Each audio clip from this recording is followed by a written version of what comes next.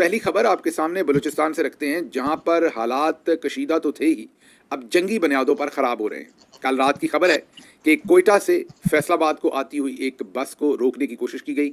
बस नहीं रुकी तो उस पर फायरिंग की गई, उसके टायर फाड़े गए। जब बस रुक गई तो उसके अंदर चढ़कर लोगों के शनाख्ती कार्ड चेक किए गए और जो जो पंजाबी उस बस के अंदर सवार था उसको नीचे उतार कर कत्ल कर दिया गया। जी हाँ, कोयटा से फैसलाबाद की तरफ आने वाली ये जो बस थी, इसमें तकरीबन दर्जन भर के करीब लोगों को बस से उतार कर उनके शनाख्ती कार्ड देखने के बाद, इस बात का बिल्कुल मुकम्मल तसल्ली करने के बाद, तयन करने के बाद कि उनमें जिन लोगों को उतारा गया है वो उनका ताल्लुक पंजाब से है, उनको चुन चुन कर सरों में गोलियां मारकर वहां कत्ल कर दिया गया।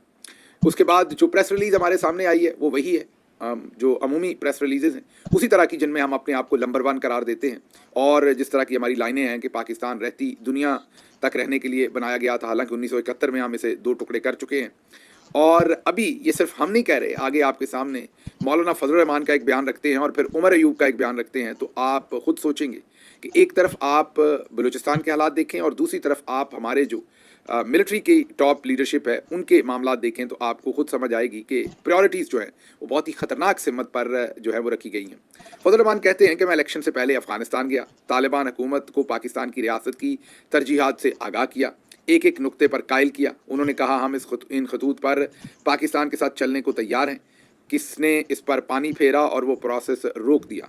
मेरी रियासत के करता धरता इतने नाअहल साबित हुए कि किए कराए काम को भी निभा ना सके। फजल रहमान साहब कह रहे हैं कि जो बलूचिस्तान में मौजूदा सूरत हाल है वो जो करता धरता है, अब सबको पता है करता धरता तो एक ही शख्सियत है, कोई और नहीं है। पाकिस्तान के अंदर इस वक्त अमली तौर पर मार्शाल्लाह है और डिक्टेटर जो हैं वो army chief general Asim Munir तमगा इम्तियाज़ मिलिट्री हैं और उन्हीं के पास तमाम का तमाम इख्तियार है, उन्हीं के पास तमाम का तमाम कंट्रोल है। तो इसका मतलब ये हुआ कि फजल रहमान जो है वो डायरेक्टली मिलिट्री चीफ जो है जनरल आसिम मुनीर तमगा इम्तियाज़ मिलिट्री, उनको वो कसूरवार ठहरा रहे हैं जो कुछ भी अफ़गानिस्तान के साथ मामलात में हो रहा है। और स्पेसिफिक टू जो ज़ाहिर है अफ़गानिस्तान के साथ जो मामलात हैं वो तो ज़्यादा केपी में है, लेकिन उसका फिर तमाम का तमाम नज़ला जो है वो बलूचिस्तान में भी गिरता है और मामलात ज़्यादा ख़राब होते हैं।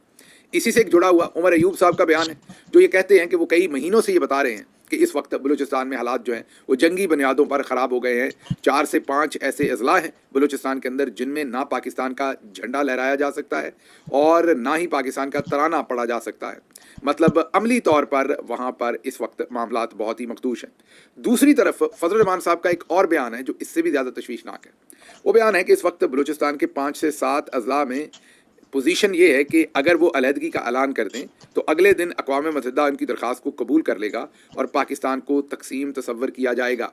ये मैं नहीं कह रहा, ये मुल्क टूटने की बात मैं नहीं कह रहा, ये मुल्क टूट जाएगा या मुल्क टूट जाने के बिल्कुल करीब पहुंच गया है या किसी भी वक्त टूट सकता है, ये मैं नहीं कह रहा, ये मौलाना फजल रहमान साहब की स्टेटमेंट है। दूसरी तरफ आप देखें कि हमारे जो आर्मी चीफ हैं वो चोलिस्तान में जाके ग्रीन पंजाब इनिशिएटिव के फीते काटते हैं और वहाँ पर जो मरियम नवाज शरीफ हैं वो लज्जा रही हैं, शर्मा रही हैं और इन चीज़ों में हम पड़े हुए हैं। अगले दिन आर्मी चीफ इस पर गुस्सा करते हैं और वो स्टूडेंट्स के साथ बातचीत करते हुए अपना एक बयान देते हैं कि ख़वातीन के खिलाफ कोई बदतमीज़ी ना करे और उससे अगले दिन इमरान खान की जो मुलाकातें हैं वो भी बंद कर दी जाती हैं, उन्हें सॉलिटरी कन्फाइनमेंट में डाल दिया जाता है, उनकी ज़ौजा बुशरा बीबी को भी सॉलिटरी कन्फाइनमेंट में डाल दिया जाता है। इमरान खान की तमाम जो केसेस हैं उनकी समात जो है उसको भी लंबे अरसे के लिए मुलतवी कर दिया जाता है।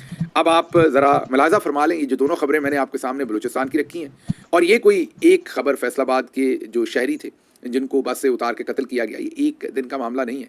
हर रोज़ वहाँ पर या तो हमारी अफवाज के सिक्योरिटी फोर्सेस के जवान शहीद हो रहे हैं या वहाँ पर सिविलियन इस तरीके से शहीद हो रहे हैं। अभी चंद दिन पहले आपको याद है कि ऐसे ही बसों के ऊपर हमला किया था और वहाँ पर दर्जनों लोगों को कत्ल कर दिया था, याद होगा आपको। तो ये रोज़ के रोज़ ये मामला जो हैं वो चल रहे हैं, लेकिन हमारी जो प्रायोरिटीज़ हैं वो वही हैं कि हमने किसी न किसी तरीके से झूठ बेचना है, झूठा मंजन बेचना है, मीडिया को कंट्रोल करना है, सोशल मीडिया को कंट्रोल करना है, पाकिस्तान तहरीक इंसाफ को मज़ीद तोड़ने की कोशिश करनी है, उनके दरमियान नफाक डालना है। हमारी तमाम तर प्रायोरिटीज़ ये हैं कि हमने किस तरीके से जो पंजाब की रानी है, महारानी है मरियम नवाज शरीफ, उनके इक़्तिदार को दवाम बख्शना है। ये हमारी इस वक्त मिलिट्री लीडरशिप जो है वो ज़्यादातर इन चीज़ों के अंदर मसरूफ़ है।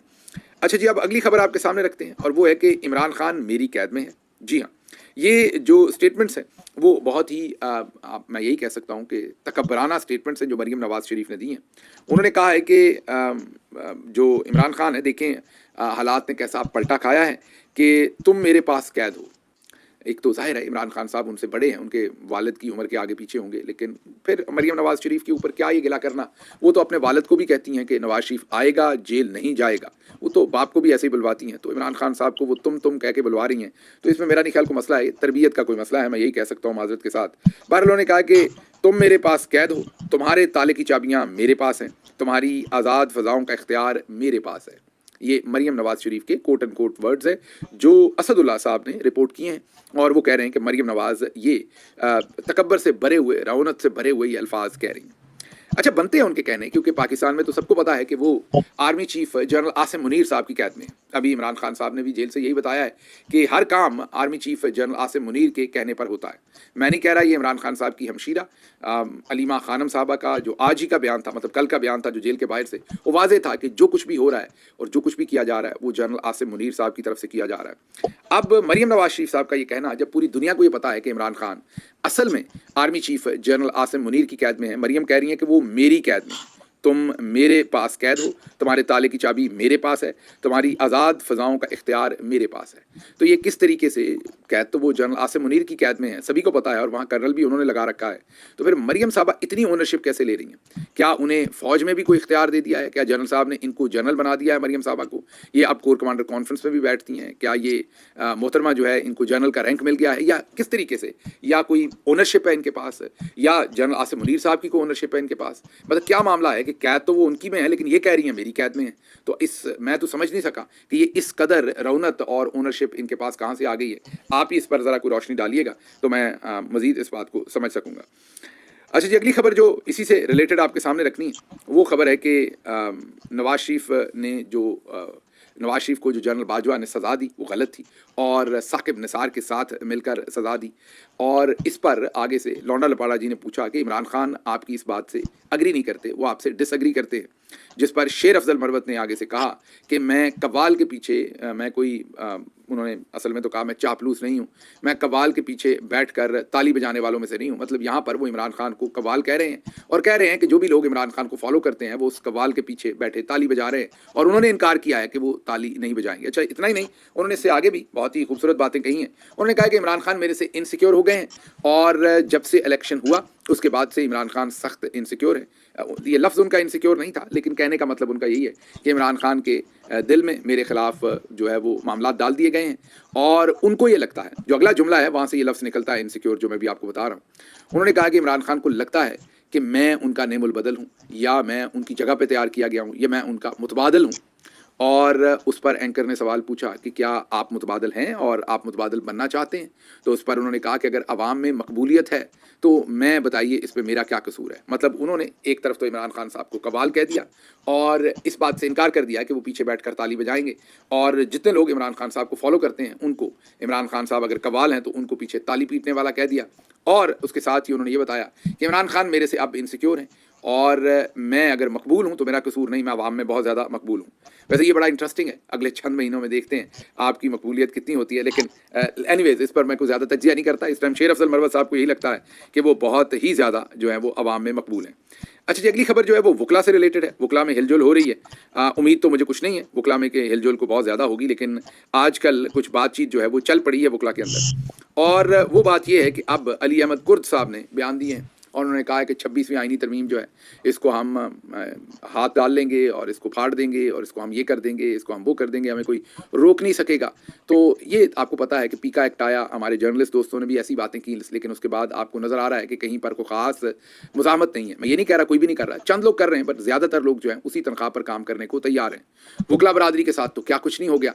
आपके सामने इस्लामाबाद हाई कोर्ट को लूट लिया गया, सुप्रीम कोर्ट को लूट लिया गया, लाहौर हाई कोर्ट को लूट लिया गया, अब तो पेशावर और बलूचिस्तान और सिंध हाई कोर्ट्स को भी लूट लिया गया। अब इस सारे मसले पर वकला खामोश रहे हैं। अब ये अली अहमद कुर्द साहब ने एक तत्ता बयान दिया है। मेरा तज्जिया इस पर यह है कि ये महज तत्ता बयान है, इसको ज़्यादा सीरियस ना लीजिएगा, और खामखा सीरियस लेके अपनी कोई उम्मीदें इसके साथ वाबस्ता ना रखिएगा। उसकी वजह यह है कि चंद वकला तो कोई ना कोई एहतजाज करना चाहते हैं, लेकिन जो मेजॉरिटी वकला हैं वो ना ही एहतजाज करने में इंटरेस्टेड हैं, और ना ही उनको मेरा ख्याल है लगता है कि उनके एहतजाज करने से कोई फ़र्क पड़ना है। और उनमें से एक बहुत बड़ी तादाद ऐसी भी है जो आज़म नज़ीर तारड़ और दूसरे लोग जो हैं जिनको ख़रीद चुके हैं, वो भले नौकरियां देकर हों और भले उनके चैम्बर्स को खरीदने की बात हो कि उनमें से किसी एक को एडजस्ट कर दिया, भले प्लॉट हों, भले और ऐसी मुराद हों, बहरहाल उनमें से ज़्यादातर लोगों को वो किसी न किसी तरीके से अपने साथ जोड़ चुके हैं। अच्छा जी, अगली खबर जो है वो सरकारी हाजन साहबा की है। आपको एक क्लिप दिखाएंगे। सरकारी हाजन साहबा के नाचते हुए हाथ, ये अब बिल्कुल भी इसको औरत कार्ड ना खेल लीजिएगा। यहाँ पर नाचना जो है वो उस तरीके से नहीं कह रहा, ये मैं मुस्बत तरीके से ही कह रहा हूँ, बहुत आपका एहतराम करते हुए। तो इसको नाचने से, नाचना दूसरे के साथ, डांस के साथ ना लिया जाए। ये जैसे आंखें नाचती हैं, ये वो वाली बात मैं कर रहा हूँ। तो सरकारी हाजन साहबा के जो नाचते हुए हाथ, अदाएं, दोबारा से अदाएं, मैं उस सिमत में आपको खातून समझ के अदाओं की बात नहीं कर रहा, मर्दों की भी अदाएं हो सकती है, जैसे मैं अभी इस वक्त अदा से बात कर रहा हूँ। तो आपका जो हाथों का नाचना, आपकी आंखों का नाचना, आपकी अदाएं, आपके हाथों की फुलझड़ियाँ निकलना, वो ज़रा मुलाजा फरमानी है आपने आसमा शराजी साहबा की साथ स्क्रीन के ऊपर, और देखेंगे किस तरीके से एक ही चीज़ साबित कर रही हैं। इस कदर, वैसे तो ये औरत कार्ड खेलने की एक्सपर्ट है और अभी मैं इन पर तनकीद करूंगा सरकारी हाजन साहबा को, तो फिर ये औरत कार्ड निकाल लेंगी, लेकिन बहरहाल हमारी मजबूरी है, जब जब ये इस तरह की जर्द सहाफत करती हैं तो हमें इनको एक्सपोज करना पड़ता है। गौर कीजिए कि इनमें इतनी शर्म नहीं है कि ये पूछें कि मुल्क के साबिक वज़ीर आज़म को आइसोलेट कर दिया गया किस कानून के तहत। इनमें इतनी शर्म नहीं कि ये पूछें कि उनका जो मुकदमा है उसको क्यों जेल के अंदर ही चलाया जाता है, उनको बाहर आवाम में क्यों नहीं लाया जाता। वो ये साबित करने पर तुली हुई हैं कि जो ख़त लिखे हैं इमरान खान ने 3, वो ख़त जो हैं वो इमरान खान ने नहीं लिखे, वो किसी और ने लिखे हैं, और वो ख़तों की बदन बोली पर बात कर रही हैं। इनकी पहले तो अपनी बदन बोली देखिए, बॉडी लैंग्वेज, कैसे ये बिल्कुल मुकम्मल ऐसे ही है कि जैसे कोई जैसे कोई जादूगर नहीं है। मतलब इनके हाथ नाच रहे हैं, इनकी आंखें नाच रही हैं, इनकी आप पूरी की पूरी जो बॉडी लैंग्वेज, बदन बोली है, वो देखिए कि किस तरीके से, कितनी ज़्यादा शैतानियत है उसके अंदर। जी हाँ, ऐसे लग रहा है कि इबलीस से कोर्स करके आई हुई हैं, इबलीस ने इनको अपना नायब जो है वो इसमें बनाया है, जिस तरह की ये सहाफ़त कर रही हैं। तो ज़रा गौर कीजिए, और पूरे का पूरा फोकस इस बात पे है कि ख़त इमरान खान ने नहीं लिखे, किसी और ने लिखे। हालांकि सहाफ़ी के तौर पर अगर इमरान खान उन ख़तों को ओन करते हैं, क्योंकि मीडिया के साथ तो वो बात करते हैं हर रोज़, अगर वो खुद कहते हैं कि ख़त मैंने लिखा है, तो पूरी दुनिया के मुरव्वजा सहाफ़ती असूलों के ऊपर आप यही मानेंगे कि वो ख़त इमरान खान ने लिखा है। अब तो वो ख़तों की बॉडी लैंग्वेज भी फाइंड आउट करना शुरू हो गई है मोहतरमा। क्या कहा इन्होंने, क्या इनका पूरे का पूरा इस्तदलाल है, ये ज़रा सुनिए। लेटर इमरान खान साहब ने खुद लिखे? जाहिर है, और मैं थोड़ी लिखता हूं। नहीं, वो आपको देते हैं लिख के? नहीं, मेरे से तो जो गुफ्तगू होती है मैं बाहर आके कर देता हूं। नहीं, वो इंपॉर्टेंट है कि इमरान खान साहब के जो खत आते हैं, पूछ के बताऊं? हां, मैं जेल मेरे अंदर है, जेल जिनके अंदर है उनसे पूछो। खत आते हैं बाकायदा, देखिए ना, एक तो रुका होता है, लिखा हुआ। आप इमरान खान साहब हाथ से लिखा हुआ भेजे, उन पे सब दुनिया आंखें बंद करके यकीन कर लेगी। वो आप शो कर सकते हैं कि ये खत है जो इमरान खान साहब ने मुझे दिया है। वो जो खत आता है उसका मतन कहाँ से आता है, कैसे आता है, कौन देता है? उनके ज़बानो बयान में जो वो कहते हैं और जो लिखा जाता है उसमें बहुत फर्क है। मसलन क्या नहीं था उसमें यही बात नहीं थी ना कि जो उन्होंने जिक्र किया कि पॉलिसी को तब्दील कीजिए, और उसका जो लबो लहजा था, उनका बोलने का जो बॉडी लैंग्वेज थी वो मुख्तलिफ थी, जो लिखा गया था वो मुख्तलिफ। बॉडी लैंग्वेज क्या आप? अरे ये नहीं बताया जिस तरह से उन्होंने। ये कौन सा खत है जिसमें बॉडी लैंग्वेज भी नजर आती है? आज क्या है आप लोगों को? हम चाह रहे हैं कि खत तक पहुंचा जाए। खत तक वो नहीं पहुंचे जो वहां पे हर वक्त देखते रहते हैं। आप और मैं कैसे पहुंचे? सुन लिया आपने। तो ये है, ये वो शर्मनाक सहाफत है जिसपे इन लोगों को ना शर्म आती है, लेकिन आए क्यों, इन लोगों ने अपना कलम जो है वो गिरवी रखा हुआ है, और उसके बदले जाहिर है कुछ ना कुछ इन्हें सुकून मुयसर आता होगा कहीं ना कहीं से। इसीलिए तो ये इस हद तक चले जाते हैं कि एक मजलूम जो जेल में पड़ा है 500 से ज़्यादा दिनों से, बजाय इसके कि मजलूमों के हक के लिए बात करें, ये बात वो कर रही हैं जिसका कोई वजूद नहीं है, क्योंकि इमरान खान उन खतों को ओन कर रहे हैं। अच्छा जी, अगली खबर जो है वो रावलपिंडी की एक अदालत ने आज शर्मनाक तरीन हरकत की है। उन जज साहब का पता करेंगे, अभी मेरे सामने उनका नाम नहीं है, अगले व्लॉग में ज़रूर रखेंगे आपके सामने नाम इंशाल्लाह। इस कदर शर्मनाक हरकत की है कि समझ से बाहर है। 26 नवंबर को जब कत्ल गारत की गई, तब बहुत सारे लोगों को वहाँ से गिरफ्तार भी किया गया, मिसाल बनाने के लिए, डराने के लिए। उनको मुकदमात के अंदर उलझाया हुआ है और उनको अभी तक जमानतें नहीं दे रहे। उन पर एंटी टेररिज्म कोर्ट्स के अंदर केसेस चलाए गए। एटीसी ने उनकी ज़मानतें कैंसिल कर दी। वो पिछले, आप सोच ही सकते हैं कि नवंबर के बाद से दिसंबर भी गुजर गया, जनवरी भी गुजर गई, अब 2.5-3 महीने से वो लोग जेलों में बंद हैं। उनकी जो ज़मानत थी वो हाई कोर्ट में लगी। हाई कोर्ट ने रावलपिंडी इस लाहौर हाई कोर्ट के रावलपिंडी बेंच ने ये केस सुना, और बजाय इसके कि इन मासूमों को, मजलूमों को रिहा किया जाता, एक शर्मनाक फ़ैसला दिया जो रावलपिंडी बेंच है उसने। मैं ये कहूँगा बल्कि घटिया फ़ैसला दिया, शर्मनाक से भी ज़्यादा। फ़ैसला क्या दिया कि एटीसी ने जो ज़मानत खारिज किया वो गलत खारिज की है। ज़रा गौर कीजिएगा, आपने पूरी गौर से सुननी है ये बात। एटीसी ने, अदालत ने कहा, हाई कोर्ट ने कहा रावलपिंडी बेंच ने कि एटीसी ने जो इन लोगों की ज़मानत खारिज की वो गलत की है। अब लॉजिकल तो यही बनता है, गलत खारिज की है तो हाई कोर्ट ज़मानत दे देगी, क्योंकि ज़मानत का ही मुकदमा उनके सामने दायर किया गया है, तो वो इन मासूमों को रिहा कर देगी। उन्होंने कहा नहीं, उन्होंने वापस रिमांड किया है केस एटीसी को कि अब दोबारा इनकी ज़मानत का केस सुने। अब एटीसी फिर 15-20 दिन ज़ाया करेगी और फिर जाके दिल करे तो वो कह दें कि ज़मानत नहीं देते और दिल करे तो वो ज़मानत दे दें। लेकिन आप ये देखिए कि हाई कोर्ट जो ये मान रही है कि एटीसी ने गलत इनकी ज़मानत जो है वो खारिज की या ज़मानत देने से इनकार किया, मुस्तरद की, मान रही है, लेकिन मासूमों को जेल से नहीं निकाल रहे। उसके बाद army chief general Asim Munir हों या दूसरे जो मिलिट्री के जनरल्स हैं, वो ये कहते हैं कि हम पर इतनी तनकीद क्यों होती है। समझ से बाहर है कि आप मासूमों के साथ क्या कर रहे हैं। इस तरीके से तो कोई गासब भी नहीं करता, कोई गासब हुक्मरान जिसने बाहर से आके कब्जा किया हो वो भी अपने लोगों के साथ नहीं करता। अगर आपने इमरान खान से, हमसे, पाकिस्तान तहरीक इंसाफ से बदला भी लेना, तो ये जो मासूम वर्कर्स हैं इनका क्या कसूर है बेचारों का, इनके साथ आप क्या कर रहे हैं। इनमें से बहुत सारे लोग जो हैं वो मजदूरी करते हैं, अपना चूल्हा चलाते हैं, और फिर बहुत सारे लोग जो कहते हैं एहतजाज नहीं होता। आप ज़रा सोचिए कि जो एहतजाज करते हैं उनके साथ ये क्या सलूक करते हैं। तो शर्मनाक पूरी की पूरी अदालती जो कार्रवाई है उसके ऊपर मैं यही कह सकता हूँ। अच्छा जी, अगली खबर जो है वो जस्टिस सरफराज डोगर ने भड़क मारी है और उन्होंने भड़क ये मारी है कि मैं अपनी मर्जी से नहीं लाया गया, मुझे हुकूमत ने पसंद किया और यहाँ लाया है। जो जजेस अदालतों में बैठ के भड़के मारते हैं वो उनके पास इख्तियार है, वो फैसले दे लें। ये बात उनकी किसी हद तक दुरुस्त है। जब फैसले देने का वक्त था तब जो बहुत ही मुतबर जजेस थे, मसलन मंसूर अली शाह साहब, अतर मिल्ला साहब, जिनके ऊपर उम्मीदें थी कौम को, वो उस वक्त फैसले ना दे सके। अब पछता रहे होंगे, अपने हाथ बांध चुके हैं और अब वो भी स्टक हो चुके हैं। लेकिन सरफराज डोगर साहब की एक बात गलत बयानी पर मबनी है। उन्होंने कहा मुझे तो पता नहीं, मुझे तो हुकूमत लेके आई। ये मुमकिन नहीं कि आपको पता नहीं था, जाहिर है आपकी मर्जी के साथ लाई है हुकूमत, लाई हुकूमत है, लेकिन आप ही की मर्जी के साथ हुकूमत जो है वो आपको लेकर आई है।